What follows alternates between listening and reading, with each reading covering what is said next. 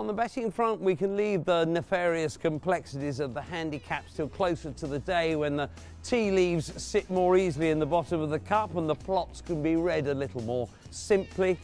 But in the conditions races, I'll put two up at this stage. Captain Conan for the Jewson Novices Chase, around 4 to 1, 9 to 2. We know the horse is in rattling good order at home. I think he jumps well, I think he travels, and I think the Jewson is made for him.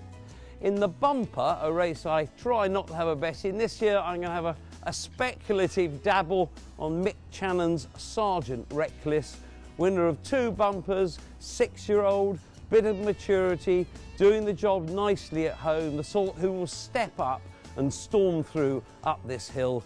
He might be good enough to win on the flat. Let's hope it's on the flat round here at Cheltenham in the bumper. Sam Winner in the Potence. I really fancy him. He was a high grade juvenile who was staying on late in the Triumph and didn't work out for him over fences, but then he didn't get exposed by doing anything for the last 18 months. So hopefully that time off, whilst it was a blow for us all that we couldn't kick on with his chasing career, hopefully he'll be able to pay dividends a different way. I expect most of the experts you're going to see on this segment of RPTV are going to tip horses in the graded races. I'm going to be a bit more ambitious, go for one in a handicap, and that's Eric on the final day in the Martin Pike Conditional. I think he's a late achiever who's now beginning to realise his potential. He was actually 6th in the Champion Bumper 2 seasons ago.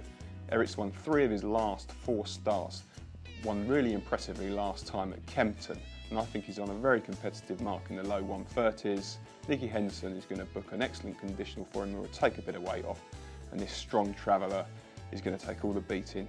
Get on at around 14 to 1. It's hard to know. Probably the one which it stands out to me is Module, I think, probably in the Juice, and obviously it's going to be a tough race, but he's definitely a horse with a lot of talent, and a horse I think everyone should hear a bit more about in the future. The best bet of the festival is, in my opinion, Pont Alexandre in the Neptune Investment Management Novices Hurdle.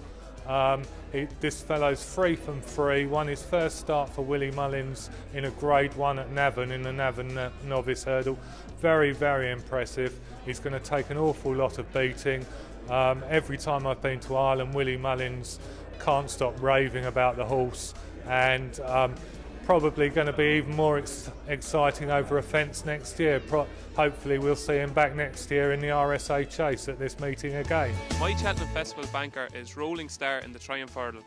Nicky Henderson's juvenile hurdler was really impressive on his English debut at Cheltenham when beating Irish Saint at Paul Nicholls, and I think he'll improve drastically for the run. Barry Garty's a big fan of him, and I think he can continue Nicky Henderson's fantastic record in the race.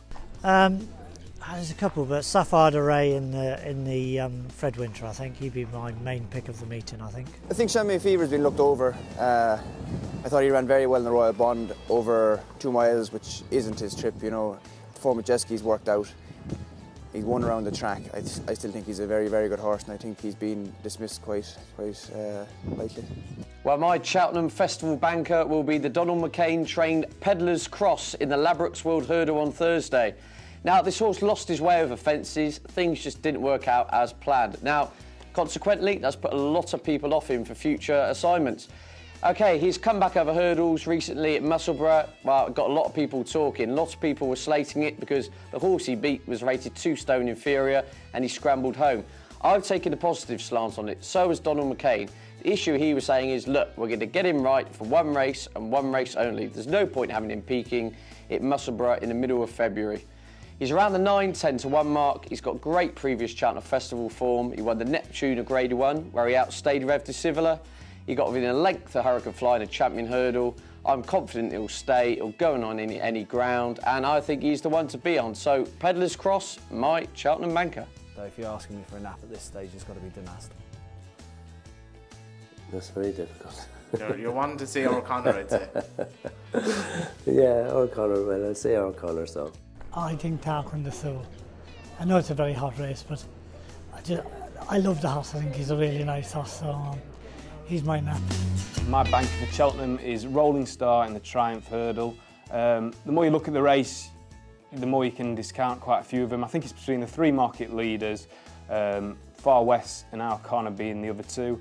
Far West, I'm convinced, is going to need heavier ground, and Our Connor, to me, his form in Ireland doesn't actually stack up that well. Rolling Star, on the other hand, he's open to any amount of improvement. He's from Nicky Henderson's conquering yard. His debut was quite breathtaking at Cheltenham, where he beat a good yardstick in the shape of Irish Saint. He's bound to improve, and I can see him run out a good winner of the Triumph Hurdle. It's impossible to win at Cheltenham.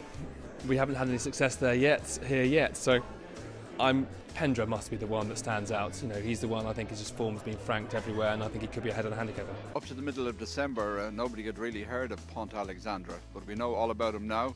He won a Grade 1 at Navan, over 2.5 miles, came out and carried this penalty to an impressive win at Leopardstown in a Grade 2, and I think he's going to take a hell of a lot of beating in the Neptune Novices Hurl at the festival. Oh dear, oh dear, oh dear. I'd probably God's my judge in the 4 miler, I think. I imagine it has to be Pont Alexandre to see what he can do. He's shown us plenty at home here. He looks like a chaser, so if he can show good ability around a track like Cheltenham, he's won twice left-handed for us on 2 stiff tracks, Leopardstown and Navan, and Cheltenham is the same. Then, you know, he's the one that, for the future, you'd hope that he can take travelling and take to Cheltenham, and whatever he does this year over hurls, that, you know, we're always tend to be looking forward over fences, and if he can put in a good performance this year, he'd want to be looking forward to, yeah. I fancy Sam Winner quite strongly in the Thames final. He's got a chance, but all those handicaps are hard to win.